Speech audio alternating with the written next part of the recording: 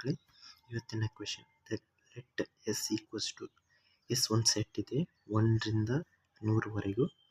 The number of non empty sets A of S such that the product of the elements in A is even is ಅಂತ ಕೇಳಿದ್ದಾರೆ. ಅಂದರೆ first of all ಒಂದು formula ಇದೆ. Total number of subsets ಹೇಗೆ ಹುಡುಕೋದಂದರೆ 2n ಅಂದರೆ ಇದಿರುತ್ತೆ number of elements. ಓಕೆನಾ, ನಂಬರ್ ಆಫ್ ಎಲಿಮೆಂಟ್ಸ್ ಎಷ್ಟಿರುತ್ತೆ, ಆಮೇಲೆ ಅದನ್ನು 2ಇಂದ ರೇಸ್ ಮಾಡಿದರೆ ಅದು ನಂಬರ್ ಆಫ್ ಸಬ್ಸೆಟ್ಸ್ ಕೊಡುತ್ತೆ. ಇವಾಗ ನಮ್ಮ ಕ್ವೆಶನ್ ಏನಂದರೆ, ಒಂದು ಎ ಅಂತ ಒಂದು ಸಬ್ಸೆಟ್ ಇದೆ. ಆ ಸಬ್ಸೆಟ್ನಲ್ಲಿ ನಾವು ಎಲಿಮೆಂಟ್ಸ್ ಹಾಕಿದ ನಂತರ ಆ ಎಲಿಮೆಂಟ್ಸಿಂದ ಒಂದು ಪ್ರಾಡಕ್ಟ್, ಇವಾಗ 1 3 5 ಹಾಕಿದರೆ ಇದ್ರ ಪ್ರಾಡಕ್ಟ್ ಆಡ್ ಬರುತ್ತೆ. ಆದರೆ ಒಂದು ನಂಬರ್ ಏನಾದರೂ ಅದರೊಳಗೆ ಈವನ್ ಇರಲೇಬೇಕು. ಇವಾಗ 3 ನಂಬರ್ ಏನಾದರೂ ನಾವು ಗ್ರೂಪ್ ಮಾಡಿ ಸಬ್ಸೆಟ್ ಮಾಡಿದರೆ 6 ಅಂತ ಹಾಕಿದ್ವಿ ಅಂದರೆ 1 3 6 it will B even product ಅಂತ ಹೇಳಿದರೆ ಅದನ್ನು 3 ಮಲ್ಟಿಪ್ಲೈ ಮಾಡಬೇಕು.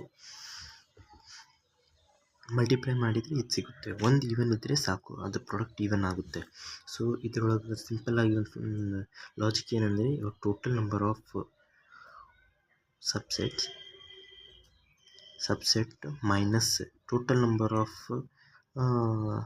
ಆಡ್ ಮಾಡಿದರೆ ನಮಗೆ ಟೋಟಲ್ ನಂಬರ್ ಆಫ್ ಈವನ್ ಸಿಗುತ್ತೆ. ಸಬ್ಸೆಟ್ಸ್ ಇಲ್ಲಿ ಈವನ್ ಸಿಗುತ್ತೆ, ಈವನ್ ಸಬ್ಸೆಟ್ಗಳು.